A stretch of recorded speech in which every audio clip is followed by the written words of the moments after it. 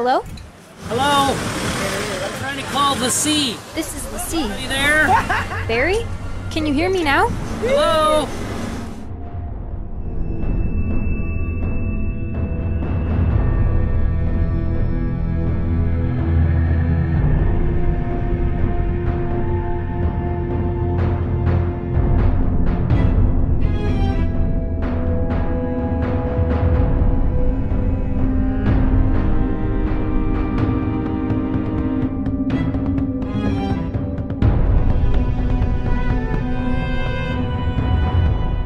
Thanks for joining us on this episode of Cruising Authority featuring the brilliance of the seas on a trip out of Dubai. I arrived into Dubai the night before our cruise was to depart, and I flew separately from my co-host, Mr. Diggle. The limo picked me up and took me to the Royal Falcon Hotel. The next morning, I was awakened by the sounds of prayers being broadcast over loudspeakers throughout the city.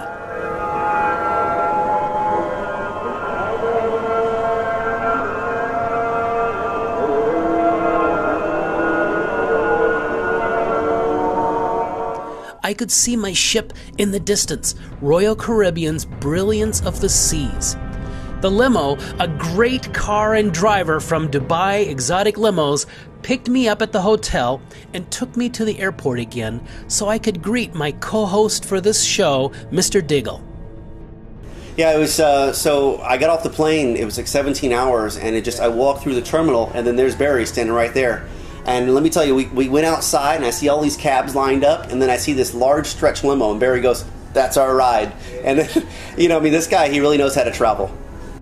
On our way to the cruise ship terminal, I saw an old friend docked quietly nearby and asked our limo driver to make a quick stop at the QE2 before making our way over to the Brilliance of the Seas. I used to work on the QE2 back in 1992, and have followed the ship's history since I first became interested in ships in the late 70s.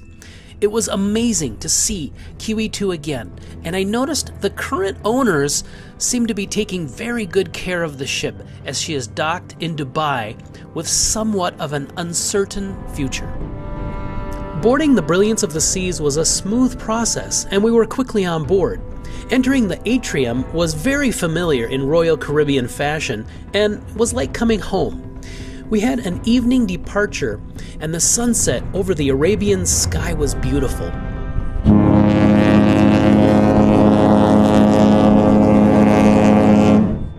I was very impressed with the United Arab Emirates city of Dubai and the incredible skyline, especially at sunset. The lights from the city twinkled, and there was a full moon glowing off on the horizon.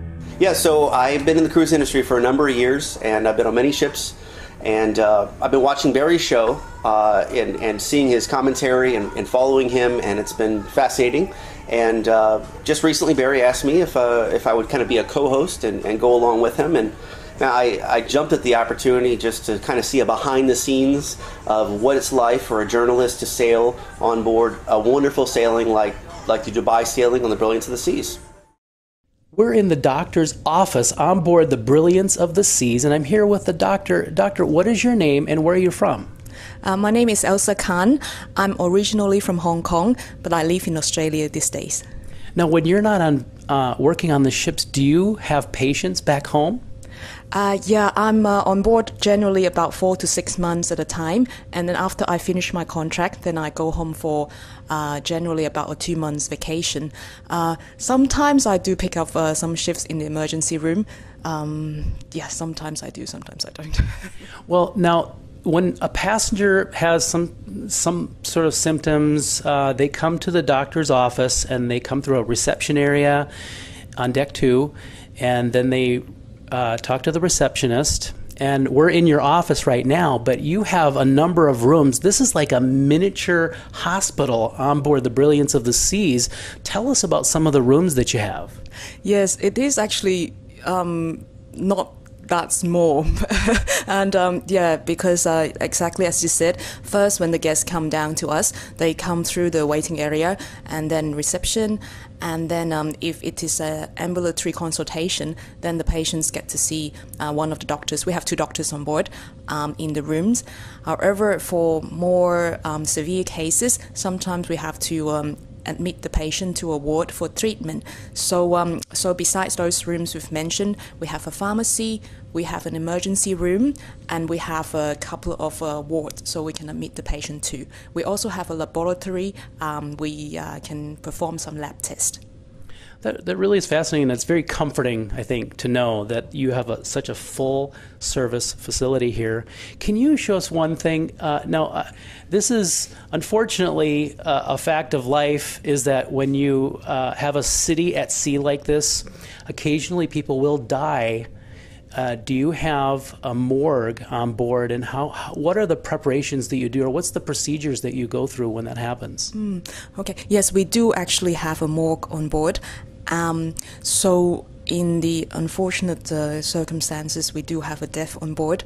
Then first of all, the nursing staff will prepare the body, and then we will put the body in the plastic bag, and then everything prepared, and then we'll have to ask the engineers to switch on the morgue for us, because normally it's not switched on. So they will turn the electricity on for us, and then when it's ready, then we can transfer the body into the morgue until we can land the body. Normally is in the next port, of course.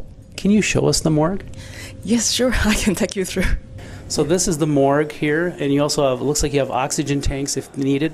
That's correct. This is also act as a storage area for all our oxygen supply on board. So as you see, we have about 16 to 18 big cylinders of oxygen, and then this is also the morgue area. So we actually have 3 spaces, so the maximum capacity here will be 3 bodies. Doctor, thank you again for showing us your hospital, and thank you for being on Cruising Authority. You are welcome. Thank you. Really quick, I want to tell you about Cruises Only at cruisesonly.com. They're the world's largest cruise-only agency and get the best amenities, discounts, and upgrades available. So contact Cruises Only at cruisesonly.com or 1-800-CRUISES. This is Doug Diggle reporting for Cruising Authority at cruisetalkshow.com. Today we are in Muscat, Oman, and we've been hiking around the port and looking at some of the world's largest mega yacht, which is here, and looking at some of the famous landmarks. Behind us here is another mosque. Barry and I hiked about 6 miles to get up to the top, and a couple other wonderful landmarks. We hope you enjoy the show, and stay tuned. We're docked in Muscat, Oman, and Doug and I climbed up to the top of this hill where there's this big castle-like fortress. And in fact, we heard that years ago it used to be a prison, but now it looks like it's somebody's home. But this is Muscat, Oman, here behind me. It's quite a view up here. Wish you were here. It truly felt like an adventure as we hiked around the city of Muscat, Oman. The Brilliance of the Seas was docked here for 2 days, giving us great opportunities to explore the city. One particularly fascinating place we visited was the marketplace, or the local shopping mall, which was so intriguing because it felt so ancient, like this was the way it's been for hundreds of years.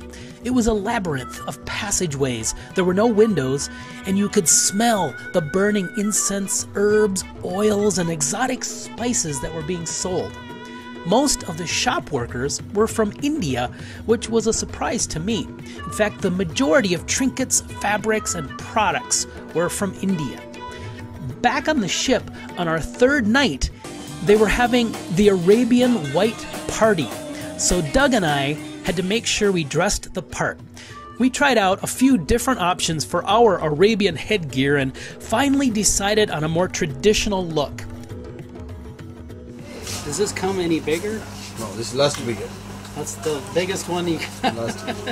Okay, now let me put the glasses on and see how this looks. All right. Do I look like an Arab? How do I look? Look great. That night we put on our Arabian headgear and headed up onto deck to enjoy the Arabian White Party with a band playing, ice sculptures. Some hung out under an Arabian tent, sitting on pillows, smoking a bong device. It was a pretty wild party. All right, what's your name, sir? My name is Dave from England. Okay, and what do you think of this Arabian night on the Brilliance of the Seas? It is excellent. It's a good day out, or good evening out, and yeah, everyone seems to be having a lot of fun. It looks like you're getting high there on that. Oh yeah, we've got to be a little bit high, haven't we, guys? Yeah! Well, thanks for joining us here at Cruising Authority at cruisetalkshow.com, and today I'm with Mr. Douglas Diggle with Across Oceans Group. It's great to have you on the show. It's a pleasure to be on the show, Barry. Now tell me a little bit about Across Oceans Group. What do you specialize in doing? Well, we're a firm based in Miami, Florida, and we specialize in providing senior-level business and maritime consulting for tour, travel industries, hospitality, and helping them prevail in these spaces. Tell our listeners here and viewers, how do they get in touch with you? Well, there's several ways. The best way is just go to acrossoceansgroup.com, and you can email us, you can write us a message through there, or you can even email me directly at douglas.diggle, that's D-I-G-G-L-E, at acrossoceansgroup.com. Mr. Diggle, thank you for being on Cruising Authority. Thank you, Barry. It's always a pleasure. Don't miss part 2 of our series featuring our cruise to Dubai aboard Royal Caribbean's Brilliance of the Seas. On the next show, we will interview the food and beverage manager, the cruise director, and see an amazing mosque in Abu Dhabi. Be sure to subscribe to our YouTube channel, visit us, and like us on Facebook. Look up Cruising Authority. You've been watching Cruising Authority at cruisetalkshow.com. This is the first episode in a series of 3 shows featuring the Brilliance of the Seas. Don't miss episodes 2 and 3. Thanks for joining us, and until next time, I want to wish you smooth seas.